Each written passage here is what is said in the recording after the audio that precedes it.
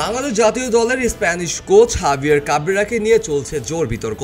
সাম্প্রতিক পারফরমেন্স ও দল নির্বাচনের পদ্ধতি নিয়ে অসন্তোষ প্রকাশ করেছেন দেশের ফুটবল সংশ্লিষ্ট অনেকেই। আজ বাফুফে আয়োজিত এক সংবাদ সম্মেলনে স্পষ্টভাবে কাবরেরার পদত্যাগ দাবি করেন বাংলাদেশ ফুটবল ফেডারেশন নির্বাহী সদস্য সাখাওয়াত হোসেন ভূঁইয়া শাহীন।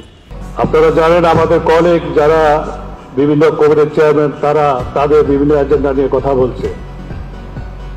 আমি ন্যাশনাল টিম কমিটির সদস্য হিসাবে আমি 18 কোটি বাংলাদেশের মানুষকে মুক্ত করার জন্য কাবরেরার পদত্যাগ চাচ্ছি। বাফুফে আয়োজিত সংবাদ সম্মেলন সভাপতিত্ব করেন বাফুফের সভাপতি তাবিথ আউয়াল। উপস্থিত ছিলেন বিভিন্ন কমিটির চেয়ারম্যান ও নির্বাহী কমিটির 15 জন সদস্য। সংবাদ সম্মেলনে এক পর্যায়ে সাধারণ সম্পাদক ইমরান হোসেন তুষার নির্বাহী সদস্য শাহীনকে অভ্যন্তরীণ অডিট ও গভর্নমেন্ট রিলেশন নিয়ে বক্তব্য রাখতে আহ্বান জানালে তিনি বিষয়টি এড়িয়ে গিয়ে জাতীয় দলের কোচ নিয়ে নিজের অবস্থান তুলে ধরেন। ন্যাশনাল টিম কমিটির সদস্য হিসাবে আমি কাবরেরাকে এই কোচ থেকে সরানো হলো আমার এজেন্ডা। এর বাইরে আমার কোনো এজেন্ডা নাই। 18 কোটি মানুষকে মুক্ত করা আমার এজেন্ডা। সংবাদ সম্মেলনের এক পর্যায়ে সাধারণ সম্পাদক ইমরান হোসেন তুষার নির্বাহী সদস্য শাহীনকে অভ্যন্তরীণ অডিট ও গভর্নমেন্ট রিলেশন বিষয়ে বক্তব্য রাখতে আহ্বান জানালে তিনি বিষয়টি এড়িয়ে গিয়ে জাতীয় দলের কোচ নিয়ে নিজের অবস্থান তুলে ধরেন। আবারও তার বাইট, আপনারা খেলাই বুঝে না, সন্তুষ্টতা পরে ও আগে খেলাই বুঝে না। ও খেলা বুঝলে সিঙ্গাপুর আহামরি আমার দেশে আমার সাথে ভালো খেলেনি। যেহেতু আপনারা জানেন এটা একটা বৃষ্টির মাঠ ছিল, এখানে তারা সিঙ্গাপুরের খেলার কোনো মাঠ না।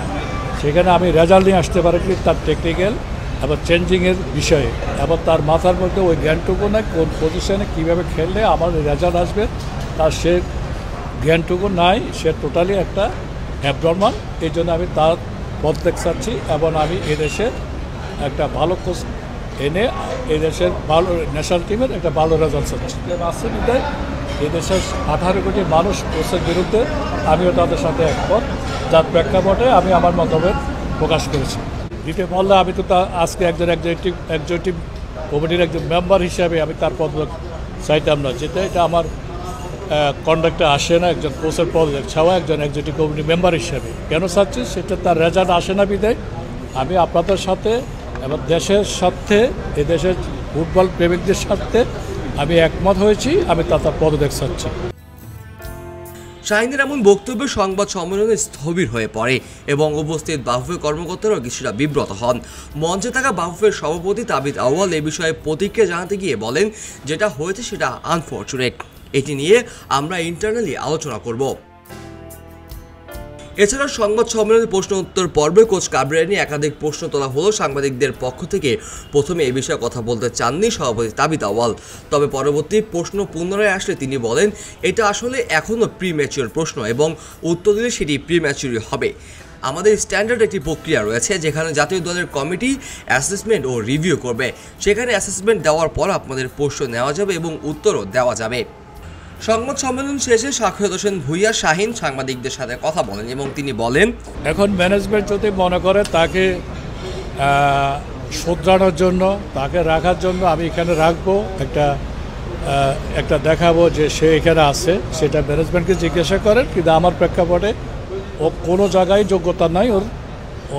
ও একমাত্র 3rd ডিভিশন পাইনিয়ারের কোচিং করার যোগ্যতা আছে, এর বাইরে ওর কোনো যোগ্যতা নেই। প্রসঙ্গত হাভিয়ার কাবরেরার অধীনে সাম্প্রতিক সময় বাংলাদেশ জাতীয় দলের পারফরমেন্স নিয়ে চলছে বিস্তর আলোচনা। বিশেষ করে দল নির্বাচনের ক্ষেত্রে অদূরদর্শিতা এবং কৌশলের ঘাটতি নিয়ে সমালোচনার মুখে পড়েছেন তিনি।